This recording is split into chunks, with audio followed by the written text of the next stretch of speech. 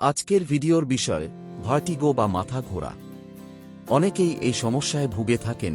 হঠাৎ চারপাশ ঘুরতে থাকে, শরীর টাল সামলাতে পারে না, সঙ্গে আসে বমি বমি ভাব আর অস্বস্তি। কেন হয় এই সমস্যা আর কিভাবে সহজভাবে এর সমাধান করা যায় সেটাই আজ জানব।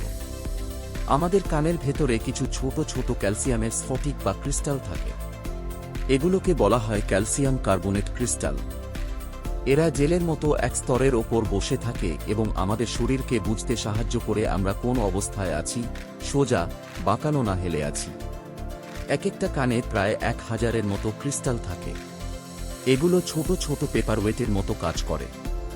কিন্তু সমস্যা হয় তখনই যখন এই ক্রিস্টালগুলো সঠিক জায়গা থেকে সরে যায় এবং কানের ভেতরের তরলে ভেসে বেড়ায়।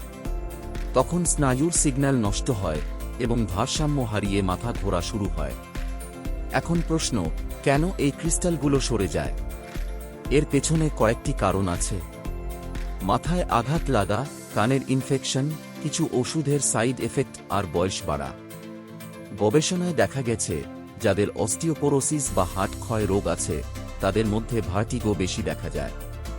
কারণ তাদের শরীরে ক্যালসিয়াম জমাট বাঁধে আর ক্যালসিয়ামের ভারসাম্য নষ্ট হয়।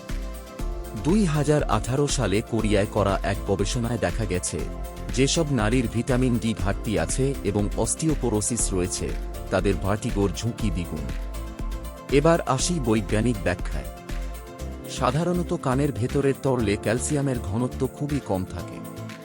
ফলে শরীর সহজেই 20 ঘন্টার মধ্যে এই স্ফটিক গলিয়ে ফেলতে পারে। কিন্তু যখন ভিটামিন ডি এর ঘাটতি হয় তখন ক্যালসিয়াম নিয়ন্ত্রণ নষ্ট হয়ে যায়। ভিটামিন ডি আমাদের অন্ত্রে ক্যালসিয়াম শোষণ 20 গুণ বাড়ায়। ভিটামিন কে2 ক্যালসিয়ামকে সঠিক জায়গায় অর্থাৎ হাড়ে পাঠায়। আর ম্যাগনেসিয়াম বাড়তি ক্যালসিয়াম জমাট বাঁধা ঠেকায়। তাই ভিটামিন ডি, কে2 আর ম্যাগনেসিয়াম একসঙ্গে কাজ করে। এখন আসি প্র্যাকটিক্যাল টিপসে। প্রথমত, ভিটামিন ডি সাপ্লিমেন্ট নিন। ন্যূনতম 10,000 IU আর বিশেষজ্ঞের পরামর্শে 20,000 IU নেওয়া যেতে পারে। সব সময় ভিটামিন ডি এর সঙ্গে কে2 আর ম্যাগনেসিয়াম নেবেন। দ্বিতীয়ত, খাদ্যাভ্যাস ঠিক করুন।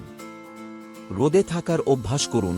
ডিমের কুসুম, মাশরুম, ছোট মাছ, দুধ এসব খাবারে ভিটামিন ডি পাওয়া যায়। তবে সফট ড্রিঙ্কস আর প্রসেসড খাবার এড়িয়ে চলুন। তৃতীয়ত, বিশেষ কিছু ব্যায়াম করুন, যেমন এপুলি ম্যানুভার। এই ব্যায়াম ক্যালসিয়ামের স্ফটিককে সঠিক জায়গায় ফেরাতে সাহায্য করে। ডাক্তারি গাইডলাইন দেখে বাসায় বসেই এটি করা সম্ভব। এখন বলি একটি বাস্তব উদাহরণ। একজন 60 বছরের শিক্ষক বারবার মাথা ঘোরা আর কানে ভোঁ ভোঁ শব্দের কারণে পড়াতে পারছিলেন না। টেস্টে দেখা গেল তার ভিটামিন ডি স্বাভাবিকের অর্ধেক।